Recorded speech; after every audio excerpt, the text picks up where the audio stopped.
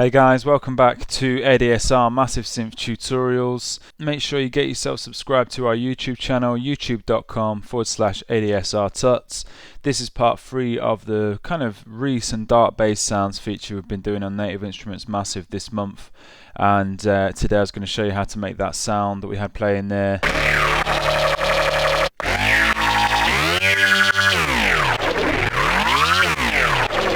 And then in the final part of this series, we're going to look at some kind of further processing techniques for these sort of bass sounds. So again, I've got some compression, some exciter on there, and also I introduced this last week on the FMA Tutorials hardstyle video, and it's this thing from Cable Guys called Volume Shaper, which is I think a really kind of next level tool really for just kind of sidechain compression and sort of volume shaping. So I'm going to look at some of that in part 2. In this tutorial we're going to make this sound in Massive and also just look at some automation quick access. So solo this bass here. If you look at these macros down here,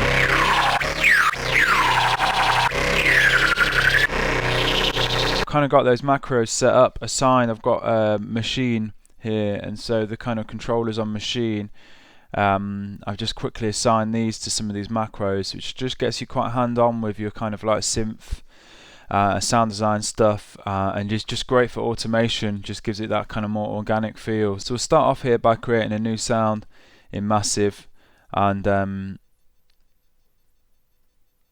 look at this MIDI we've got here. It's quite a simple MIDI riff. Mute these effects for now.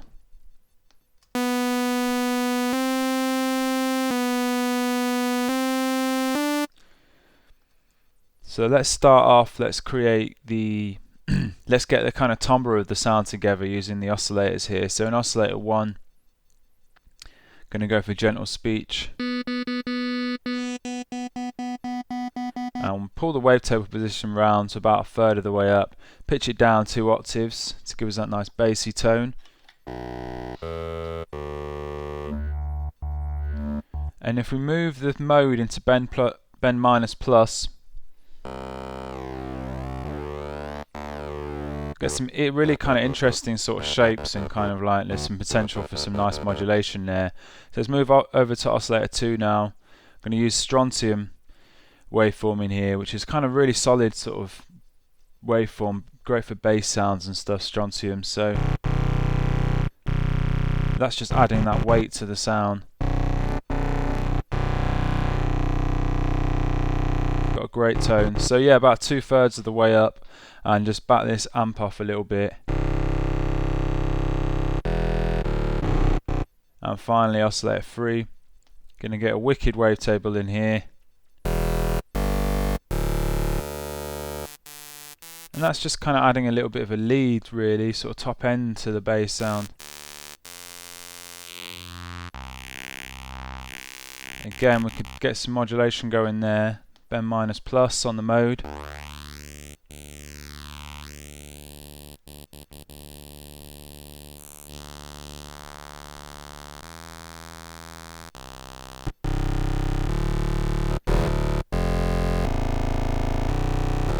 So we've got quite a nice solid starting point for the bass. Can take this a little bit further with some more modulations. Go to the modulation oscillator next, turn that on. I'm actually going to use the position here rather than, I know the kind of like the phase mode is very popular for sort of dirty bass sounds. We're actually going to use the mod position, gives us a slightly different character. Use it to modulate oscillator 2.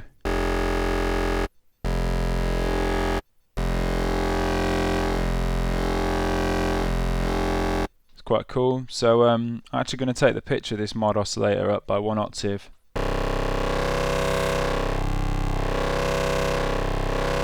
And that's pretty cool on the sound. So what we can do is we can set a macro up here that will assign to a controller later. Use macro 4, drag the crosshair of macro 4 over to the first modulation slot on this position control here. Click and drag to about 2/3 to 3/4 of the way around.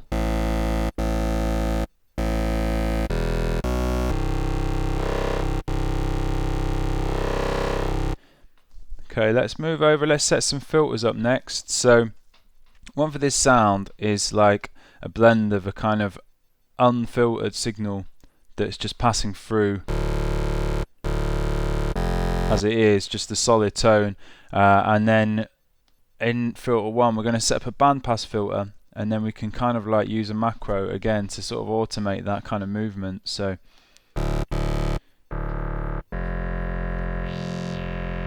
selecting bandpass in here, take the mix slider to the top now, so we're just here in filter 1. Again, that cut-off sweep is going to be quite nice to automate or modulate. And what I might set up here is some key tracking on that bandwidth as well. So drag the crosshair, this key track macro control here, first modulation slot on the bandwidth, click and drag up. So now lower down on the keyboard we're going to get a sort of a smaller bandwidth, and then higher up on the keyboard we're going to get a wider bandwidth, which when we start modulating this cutoff frequency, this bandwidth is going to respond to that kind of modulation a little bit more with that kind of key tracking set up. Another thing I want to do here actually, set up some more of these macros, so we can clear this vibrato macro that's been kind of like set up by default, and click and drag this macro 1 here to the second modulation slot on the cutoff frequency, click and drag up. So now we've got this kind of macro set up on the filter here, so I can rename that filter. This can be mod position, and also for the filter mix, set up a macro on there. Click and drag the crosshair macro 2, first modulation slot on the filter mix slider, click and drag up, and then we've got this blend here. You can call this filter mix.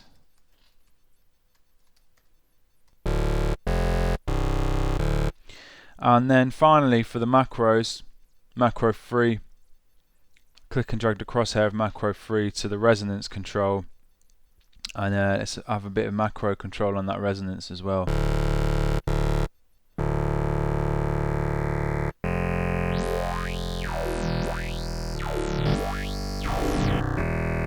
Which obviously with kind of like a bandpass filter, high resonance values give us really nice sort of sound, especially when you start sweeping that kind of cutoff frequency. So rename this macro Reso. And let's move to the kind of center tab of Massive now, the center section. Go to this oscillator here, pitch bend up and pitch bend down, so we can get some nice pitch bend effects. And glide time just past halfway, and then we need to go and set the sound to monophonic, so we get that glide.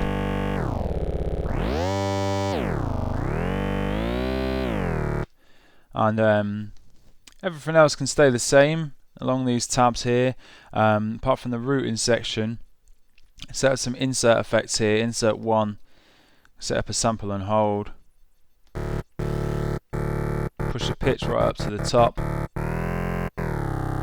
and keep the insert here just after the bandpass filter. So it's quite a subtle effect on the sound at the moment. Insert 2, turn that on. I'm going to have a hard clipper to just drive the sound a bit, and I'm going to place the insert 2 after both of the filters, so it has a bit more of a pronounced effect on the sound, and it's kind of distorting it and driving it quite nicely. And let's move to these effects slots now. So effects 1, I'm going to go for a classic tube, just kind of warming up the sound, bringing it to life a little bit, and a chorus just to give us that nice kind of warm, thick kind of vibe.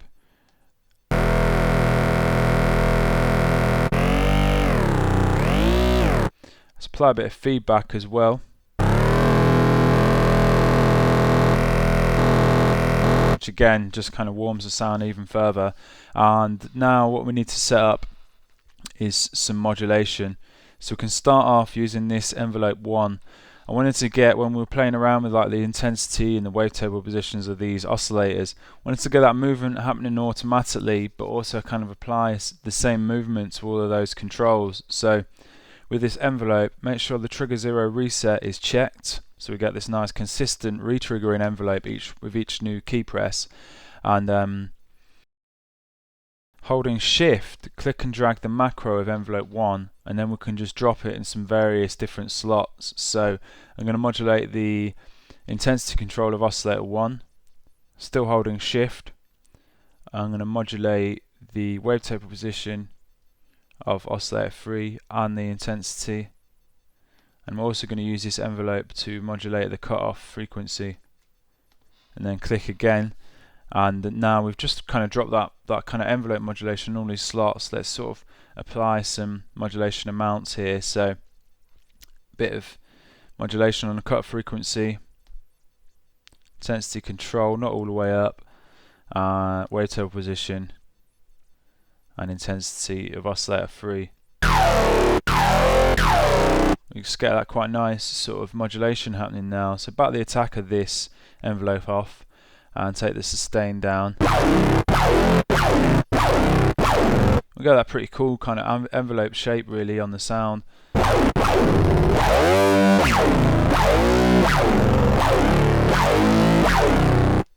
And let's also use an LFO here to modulate some kind of EQs. So this LFO setup here, we've got the EQ turned on, and if I do a bit of a boost on this EQ, take that master down,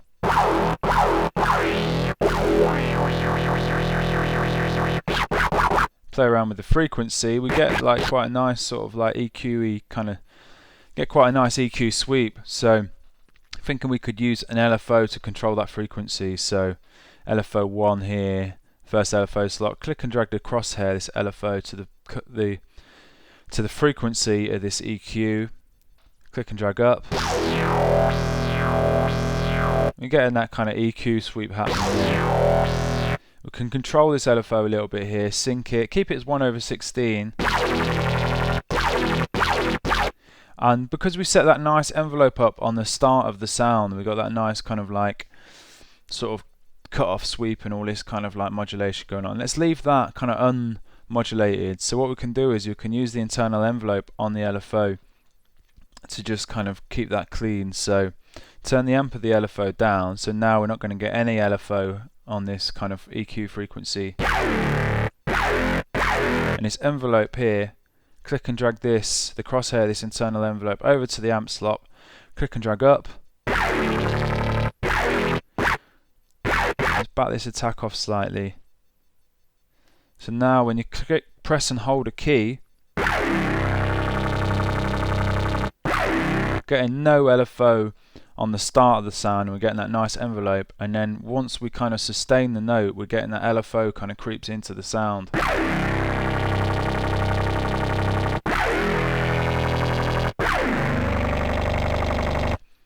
Which sounds pretty cool. And let's just give the LFO a little bit more of a saw wave rather than a sine.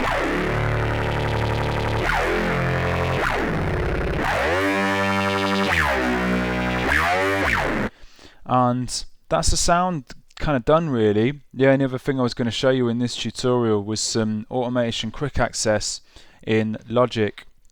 So this will be different for depending on which kind of DAW you're using, but in Logic you can access it. It's actually changed now for Logic Pro X.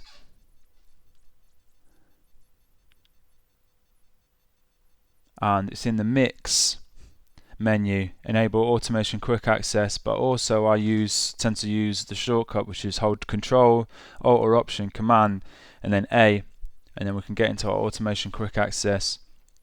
And what we want to do is hit the edit button, and then this page doesn't always automatically come up, I don't think, but hit the edit button there, and then you get this automatic, well, like controller assignments.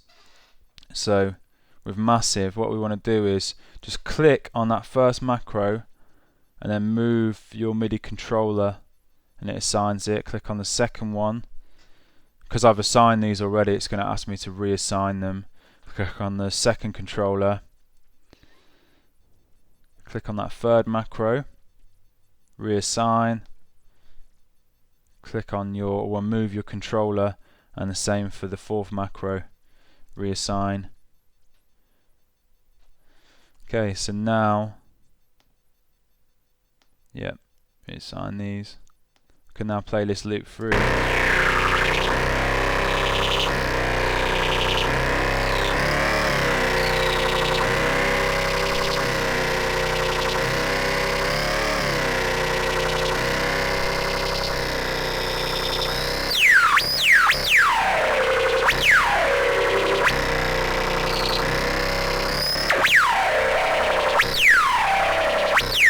And you just start to kind of like automate something, and you might start to automate something just with your hands on some controllers. You might start to automate in a different way than if you were kind of clicking and drawing automation with a mouse and stuff. So it's the way I sort of automate everything now is just kind of like play something back through and just hit latch on Logic and then just record all my automation in live, and then if you need to tweak it later you can do, but you just get that more kind of natural sort of organic vibe going. So another spin of the loop, put the effects back on.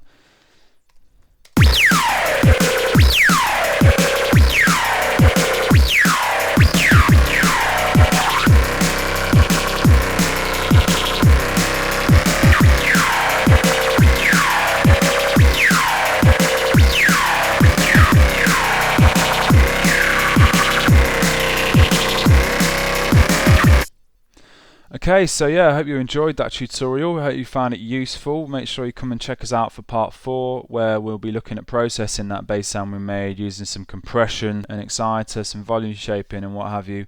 And also, if you're not subscribed to the Contact website that we do and you use Contact, this at the end of this month, these sounds, these kind of Reese and bass, dark bass sounds are getting passed over to the Contact site, and those guys are going to be resampling those sounds and just doing some tutorials based on the sounds we've created with Massive for this month's feature. So make sure you get yourself over to the Contact website, contacttutorials.com.